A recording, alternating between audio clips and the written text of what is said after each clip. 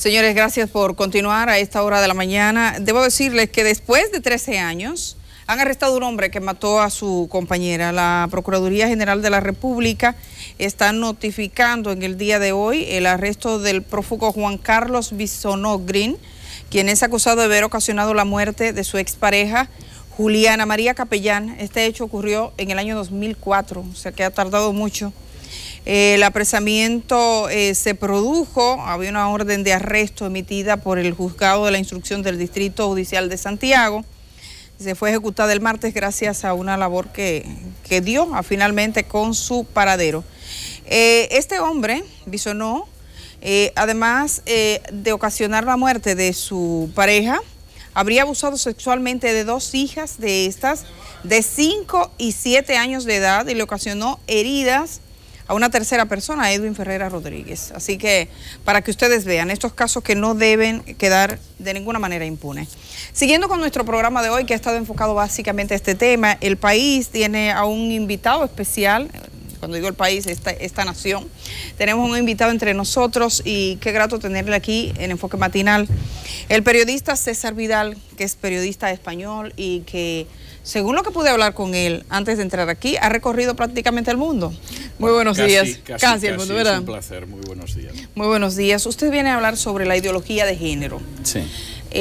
Díganos, porque bueno, nosotros como país, República Dominicana, está muy preocupados con lo que está ocurriendo con las muertes de mujeres, pero esa es la consumación de todo un proceso anterior, ese sustento, esa base. Anoche participaba yo en una actividad que dice cómo tratar, cómo enfocar la equidad de género desde los medios de comunicación. Entonces, me gustaría que usted nos ampliara un poco qué es ideología de género. Bueno, para mí es muy importante estar aquí, además en un día como este, porque en 1980, que fue cuando yo empecé a ejercer la abogacía, yo recuerdo que las primeras docenas de casos de los que yo me tuve que ocupar fueron de mujeres maltratadas. Y en algunos casos, ciertamente episodios que casi no me atrevo a repetir o relatar, porque eran absolutamente horripilantes, absolutamente espeluznantes. ¿Qué sucede en el caso de la ideología de género? Yo creo que con la mejor intención del mundo, es decir, todo el mundo quiere la igualdad de la mujer, todo el mundo quiere una igualdad de oportunidades, todo el mundo quiere además que desaparezcan lacras como es el hecho de la violencia. En buena medida las soluciones que plantea la ideología de género están consiguiendo daños, perjuicios colaterales. Por ejemplo, permítame hacer una referencia a la ley de violencia integral que existe en España y que es parecida a la ley de no violencia contra la mujer que en estos momentos se quiere aprobar.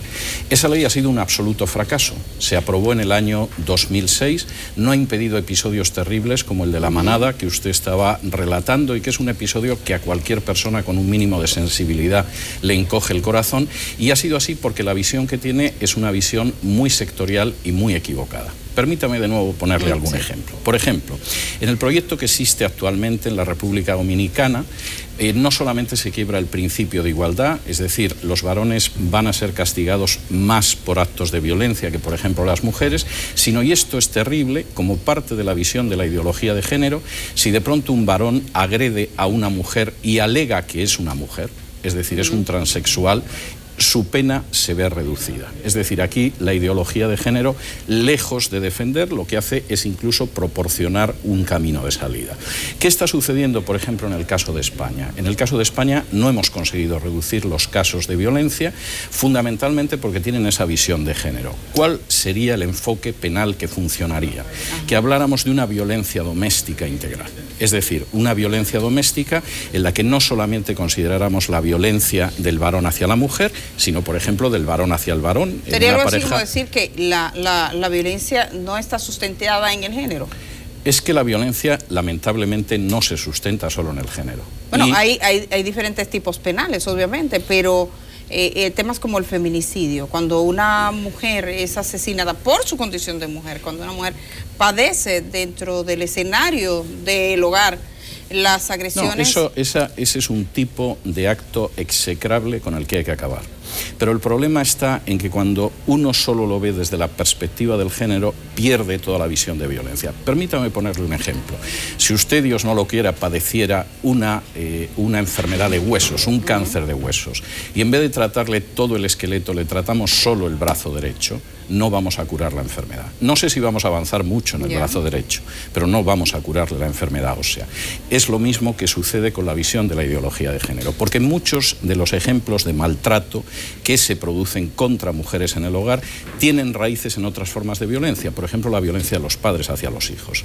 Si no tratamos todo el esqueleto, si efectivamente no nos enfrentamos con la violencia en bloque, estamos tratando solo un síntoma terrible, que es la violencia contra la mujer. Por ejemplo, excluimos la violencia de los hijos hacia los padres.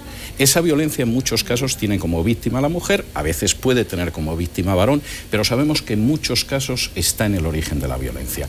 Hay una tradición de maltrato que se ha producido dentro de la familia. Si no tratamos eso desde la raíz, estamos cortando, intentamos cortar una rama, pero evidentemente no sanamos el árbol.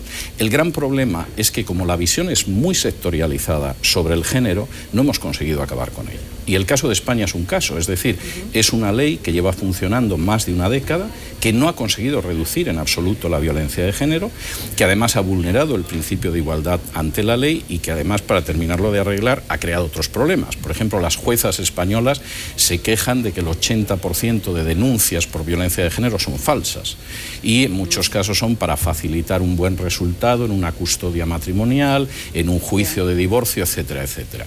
Entonces, queremos acabar con esa violencia contra la mujer. Eso es injusto, es algo inhumano, es algo criminal.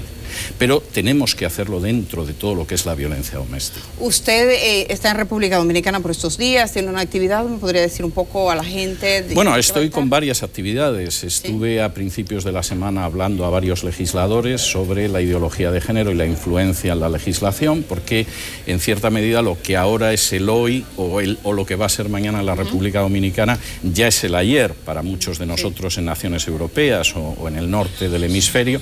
Y mañana, por ejemplo, estaré en Educa porque voy a estar hablando acerca de la educación. Primero, la familia como clave de la educación. Hay un elemento que desde hace 50 años repite en todos los estudios y que encaja con lo que hablábamos de la violencia, y es el hecho de que más allá de la educación de los padres, más allá del dinero que se gaste el Estado, más allá del centro, está el papel de la familia. La familia es el lugar donde efectivamente se aprende a no ejercer violencia sobre ninguno de los miembros, no solo del esposo hacia la esposa, sino también de los padres a los hijos o de los hijos a los padres, y eso en el sistema educativo es esencial. Es de lo que estaré hablando mañana en el Congreso de Educa. Bueno, pues les deseamos suerte en este Muchas Congreso. Gracias. Muchísimas gracias a usted por estar acá y hacernos partícipes. César Vidal, periodista español que ha estado en el día de hoy conversando con nosotros, así que muchísimas gracias. Ha sido un placer. Vamos a la pausa.